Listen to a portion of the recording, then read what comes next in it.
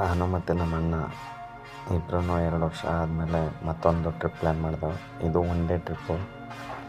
ಅದು ಎಲ್ಲಿಗಪ್ಪ ಅಂದರೆ ಸುಮಾರು ನಮ್ಮ ಕುಶಾಲನಗರದಿಂದ ಸುಮಾರು ಒಂದು 177 ಕಿಲೋಮೀಟ್ರ್ ಇದೆ.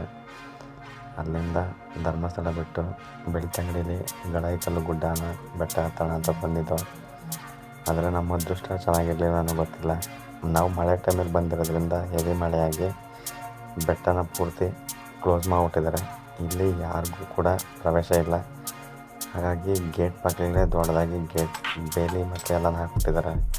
ಯಾಕೆಂದರೆ ಬೆಟ್ಟದ ಮೇಲ್ಗಡೆ ಮತ್ತು ಮೆಟ್ಲ ಮೇಲೆ ಮಳೆ ನೀರು ಜಾಸ್ತಿ ಬರುತ್ತೆ ಅಂತ ಹೇಳಿ, ಮಿಸ್ಸಾಗಿ ಏನಾದರೂ ಬೀಳ್ತಾರೆ ಪ್ರೇಕ್ಷಕರು ಅಂಥೇಳಿ ಕ್ಲೋಸ್ ಮಾಡಿದ್ದಾರೆ.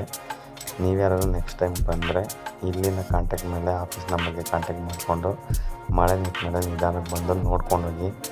ಮಳೆ ನಿಲ್ಲೋ ತನಕ ಯಾರೂ ಬರೋಕ್ಕೆ ಹೋಗಬೇಡಿ. ಇಲ್ಲೇ ನಾವು ಎಷ್ಟೇ ರಿಕ್ವೆಸ್ಟ್ ಮಾಡಿದ್ರು ಯಾರೂ ಇರೋಲ್ಲ, ಯಾರೂ ಬಿಡೋದೂ ಇಲ್ಲ. ಹಾಗಾಗಿ ಹುಷಾರಾಗಿ ಬಂದು